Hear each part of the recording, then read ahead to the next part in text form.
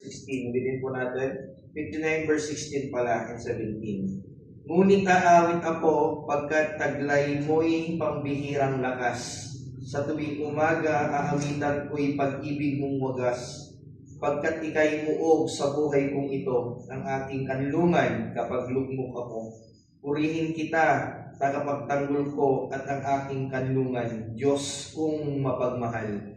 So si David, napakaganda yung sabi niya dito sa verse 16 na ako'y aawit. Si David, lahat tayo mga musician na nandito, nananalangin ako na someday na meron tayong makasama mga singer na din, may mga kasama din na tayong mga leaders and workers. For this morning ay sinabihan tayo ng Diyos dito sa verse 16 that yung pag-awit sa Diyos ay talagang ito yung pagbibigay ni David ng pasasalamat sa Diyos sa ginagawa niya. Dahil every battle, si David talagang nag-aawit siya, nagpupuri, umaawit sa Diyos na buhay. Tingnan mo yung sabi niya dito, taglang mo yung pangbihirang lakas. No, sa Bible wala akong nabasa na mas malakas pa kaysa kay Lord. Sa Bible wala akong nabasa na mas makapangyarihan kaysa kay Lord. No. Pinaparanas niya kasi nandun ako sa book of Ezekiel sa prophet, pinaparamas niya yung kapangyarihan na higit pa sa mga iniisip ng mga tao. No, yung hindi kayang gawin ng tao na akala nila matatalo sila, kung ang Diyos ay gagalaw, walang katalunan. Kaya kung sa buhay mo, iniisip mo na talunan ka, lagi kang natatalo, ibig sabihin niya, hindi mo sinasamang Diyos. Naniniwala ko na pag sinama mo ang Diyos sa buhay mo, sinama mo ang Diyos sa lahat ng mga lakad mo, sinama mo ang Diyos sa mga pangarap mo, sinama mo ang Diyos sa pamilya mo, walang talunan dyan. Lahat ay panalo.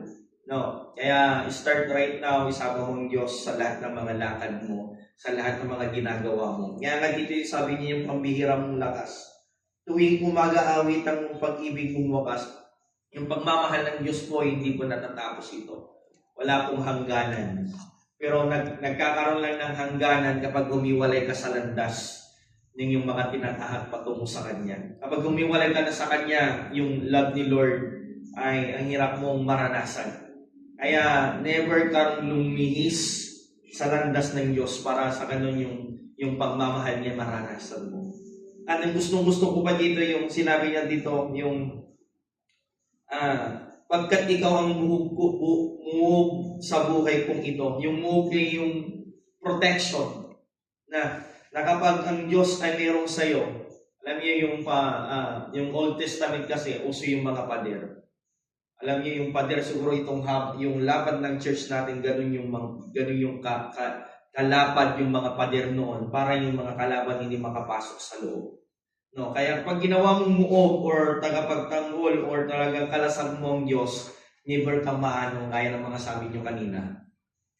No, na kailanman hindi ka matatalo, kailanman hindi ka maano. Bakit?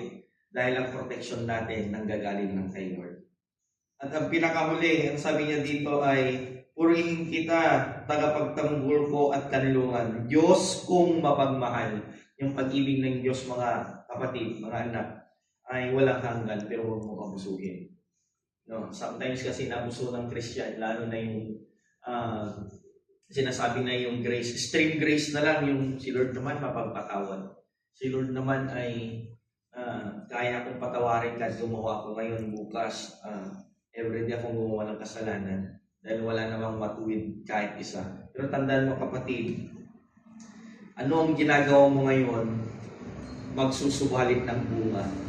Kaya kung ang ginawa mo ngayon ay puro taliwas sa gustong gawin ng Diyos sa'yo, plano ng Diyos sa'yo, tandaan mo yung sasabihin mo to, magre-resort yan ng hindi maganda.